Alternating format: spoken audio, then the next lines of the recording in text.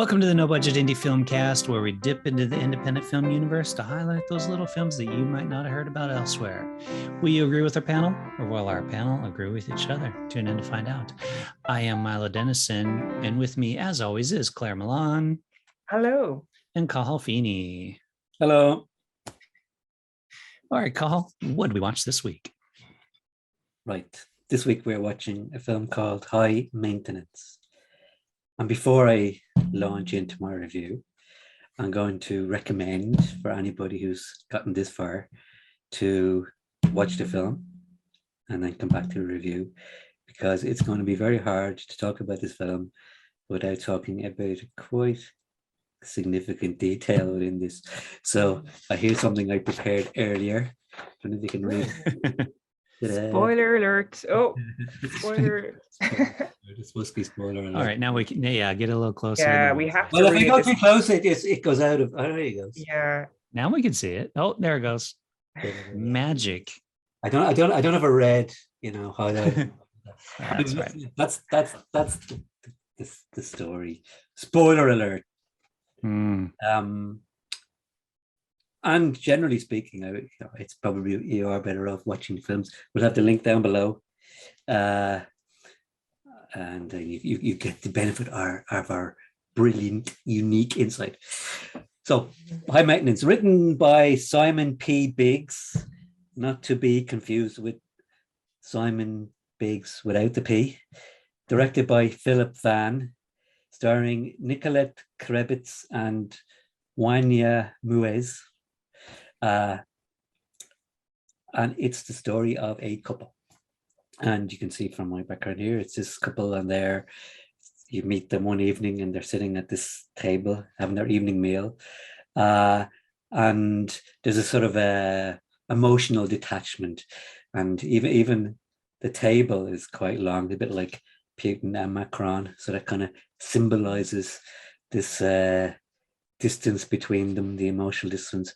And you can see, they seem to be they're a couple, obviously, and maybe they've been together for a long time, and it's the relationship is going a bit stale, and she wants to kind of she's feeling a bit frisky, so she wants a bit of excitement, and he's kind of a bit detached, and he's not interested, and so on. So then she gets up, walks over to him, and reaches around his neck and turns off. He turns out to be a robot, so he's some sort of sex toy, obviously.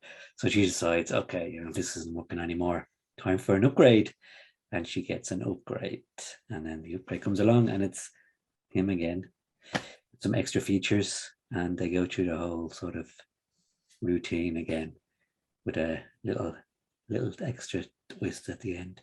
So it's that's it. That's the film. It's very, very simple, and it's probably a kind of a allegorical. It kind of makes sort of an observation about relationships and how people see each other, and what they want and what they expect and what they get. So I thought the little kicker at the end was very good, and you kind of go, oh yeah. So, it was quite a nice film, and quite a nice ending to it. I loved this film. Really, really great choice, because I didn't expect at first what it was, and I must say, besides the very simple story, the lighting in it and the framing, and even the sound at the start of them eating, it was like, what's that thing called? The AMSR or something. It's the thing where people eat food and put the microphone. Oh yeah, Foley, isn't it? It called? Foley. No, not Foley. It's called AMSR or something like that. Yeah, it's like you're talking about the people that actually will record themselves eating food, and then other people listen to it. It's like a thing. It's like a social media thing. Yeah, it's very kind of the whole thing anyway online, but it reminded me of that, because you could hear them eating, the sound of the eating, and you could, that kind of build up a bit of tension. and you didn't know that he was a robot until like there was maybe, I don't know, it could be 3 minutes into it maybe, but I didn't expect that at all. I just thought it was a husband and wife, and but the whole setup of it, like the long table, the lighting, the candle, it's extremely high quality, and even the look of the people, it's just, I guess it was really kind of beautiful from that perspective. Yeah, I thought it was really, really interesting, because this type of thing I've seen done before, but in this film it's done so well. And I loved, it won't spoil the end, but I love the twist at the end. And yeah, I think it says a lot about relationships and people in marriages like that. And yeah, really, really enjoyed it. Yeah, I'm with you guys. I normally don't like twist endings, but this one worked, and it worked really well because it was believable. Yeah. It was set up properly. Like it was a great little twist ending. And yeah, same thing. It was beautifully shot, just the way everything was framed. When they get in nice and close and you hear the chewing sound and you just see the expression on her face, and it's really nice, beautiful film. And yeah, obviously it's total statement on relationships of like, well, this is what I want. I want a nice stable guy that's this and this, and then I get him and it's like, oh, he's kind of boring. So now I want this guy who's super interesting and, has face scruff and that kind of stuff. And it's so that really balance of, we're always trying to find that perfect person, and what if you could just order that perfect person online, and then what do you get? And this is what you get. So yeah, really quite a lovely film. And in actual fact, I think I was looking it up on IMDb there, and it's from about 2006, I think. So it's a relatively old film in terms of the the advances in equipment and technology, and the whole sort of the way, I guess, internet dating has sort of really taken off, and it is that sort of, as you were saying, that there's so much, you've so many options, so much choice there now. You can do, okay, it's like there was I know I'm not going to make that reference again. I'm always talking about The Simpsons, but it's like, yeah, I like it, but can I have it in blonde, sort of thing. Yeah. But it won lots of awards, didn't it? It won a lot of awards, I think. I was reading the blurb, but yeah, I just think you can see why. I thought it was just really, really well made. Like the quality of it was, because some short films, they might have a good story and it's let down by sound or lighting or something, but this was really top class, and that's a very hard thing to pull off. Even the coloring of it, like that, from that aspect, and even the directing, you can tell how the director had a vision. Like, I'd love to know if he was an artist or something, because you can see there's a really artistic eye with this film. And it was well acted too. Yeah, the performances were great too. Yeah, across the board.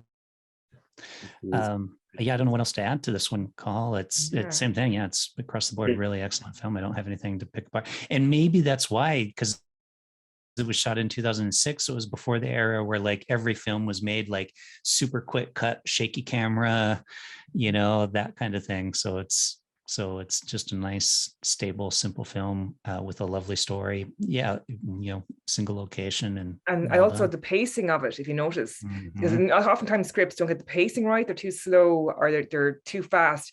But the pacing with this, it earned the twists. So by the time it built up to it, you're like, oh God, it hit you even more. So that was actually brilliant. Yeah. Well, it's a twist that works. Yeah. It was just so rare. It was just the right length. Apparently, this director Phillip Van, he's half Vietnamese, half American. Interesting. So, and he did a film with two, I think, are they German actors from the sound of their accent? I couldn't really tell where they were Dutch, from. Maybe Dutch, yeah. Or maybe Swedish or something. I saw something about German somewhere, but I don't know. It seems to be many nationalities involved. But just looking at it here, it did pick up a lot of awards, and simple is best a lot of the time. Yeah, and this shows it. Simple is best, and this is a really good example of that. Script-wise, acting-wise, everything, and how effective it is. Absolutely. All right, so rate it. Claire? Right. Okay, for me, it was a terrific film. The acting, the lighting, the directing, cinematography. I'm going to give it 5 stars because I just can't Ooh, a fault it. rare It's a 5-star from really, Claire. yeah, I can't fault it. And simplicity. This is a brilliant example of that. And yeah, everyone should check out this film. Yep. I'm with you. There's no faults in it. It is exactly what a short film should be. Real simple, really well shot, great story, great acting. 5 stars all the way for me too. Jamie Mac, the pressure is on. Mm-hmm. Oh, he was going to go lower, and now Oh, pressured you into can't be going influenced by us higher. now. Uh-huh. I am not going to give it 5 stars. I don't think.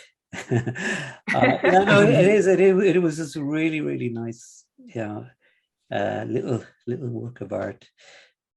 But there was, and I really liked it. I really liked the ending particularly. But I don't know. Like I'm just trying to think of, to use Claire's phrase, it didn't absolutely blow me out of the water. So Yeah. for that reason, I'm going to give it 4.5. Okay. Oh, Wow, but still very high though. that's all still around. very good. Yeah, absolutely. Yeah. Well, you heard it here, No Budget Filmcast audience. We really enjoyed this film and would highly recommend that you have hopefully already watched it prior to watching our review.